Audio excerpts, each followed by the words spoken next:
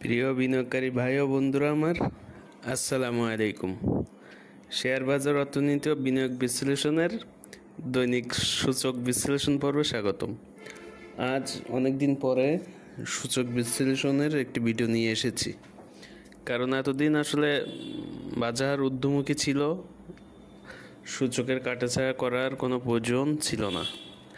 যেহেতু মার্কেট আজ দিয়ে 2 দিন নেগেটিভ হয়েছে, তো চিন্তা করলাম যে আজকে আমার নিজের চিন্তাভাবনা আপনাদের সাথে একটু শেয়ার করি। আজ 14.75 পয়েন্ট নেগেটিভ হয়ে সূচক দাঁড়িয়েছে 5471.16। লেনদেন হয়েছে 889.56 কোটি।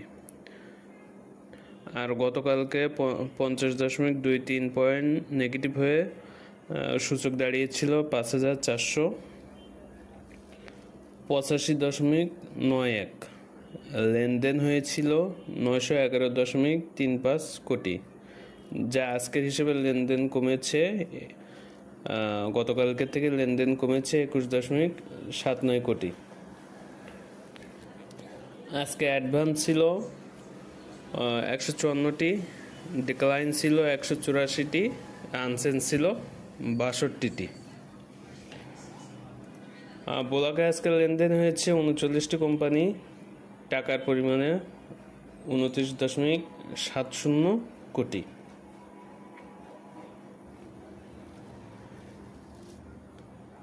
এই অবস্থা আসলে আমার মতে ক্রেতা বিক্রেতার সিদ্ধান্তহীনতা প্রকাশ করতেছে, কারণ গতকালকে 50 পয়েন্ট নেগেটিভ হয়ে লেনদেন হয়েছিল 911.35, কিন্তু আজকে নেগেটিভের পরিমাণ কমে দাঁড়িয়েও লেনদেন হয়েছে 889.56 কোটি, যেটা আমার কাছে ক্রেতা এবং বিক্রেতা দুই পক্ষেরই সিদ্ধান্তহীনতার প্রকাশ বলে মনে হয়। ইন্ডেক্স মুভারে যে 10টি কোম্পানি ছিল সূচকে তাদের মোট অবদান 10.24, আর নেগেটিভে যে 10টি ছিল তাদের সূচকে মোট অবদান 24.78। আর এই নেগেটিভে আপনার নেগেটিভ কোম্পানির ভিতরে যেগুলো ছিল তার ভিতরে যে 10টি ছিল প্রথম সারিতে, তাদের ভিতরে ব্যাংকেরই আধিপত্য। আমরা আজকে আপার বা লোয়ার হল্ড ছাড়া একটি দিন পার করেছি। এটি খুবই হতাশার একটি দিন। এগুলো আসলে আমাদের সবারই জানা। কথা হচ্ছে যে আসলে সামনে কি হতে পারে বা আগামীতে আমাদের সিদ্ধান্তটা কেমন হওয়া উচিত। চলুন আর কথা না বাড়িয়ে আমরা সূচক সরাসরি চার্টে চলে যাই, সেখানে দেখি আসলে আমাদের গত কার্যদিবস এবং আজকে মিলিয়ে সূচক আমাদেরকে ভবিষ্যতের জন্য কি ইঙ্গিত প্রদান করতেছে। চার্ট অনুযায়ী মাইনার সাপোর্ট 5440, আর রেজিস্ট্যান্স আসলে সহজ কথায় বলতে গেলে আজ সহ গতদিন যেখান থেকে নেমেছে এটাই।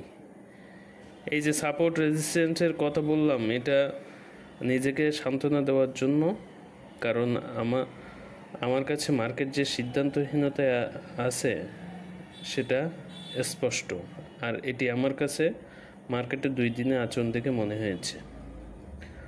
আগামীকালকের মার্কেট দেখলে বোঝা যাবে মোটামুটিভাবে এখনই হতাশ হওয়ার মতো কিছু হয়নি। একটা উত্থানের পর যে কারেকশন হবে এটাই স্বাভাবিক।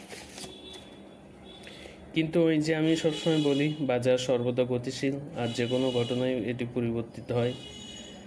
দেখেন না, গতকালকের একটা ঘোষণার কারণে টেস্ট শুরু হওয়ার পরের 15 থেকে 20 মিনিট মার্কেটে আগুন ছিল। মনে হলো যা আজ আর কিছু কেনা যাবে না মনে হয়, কিন্তু সময়ের সাথে সাথে সেটা কি হয়েছে আমরা দেখেছি।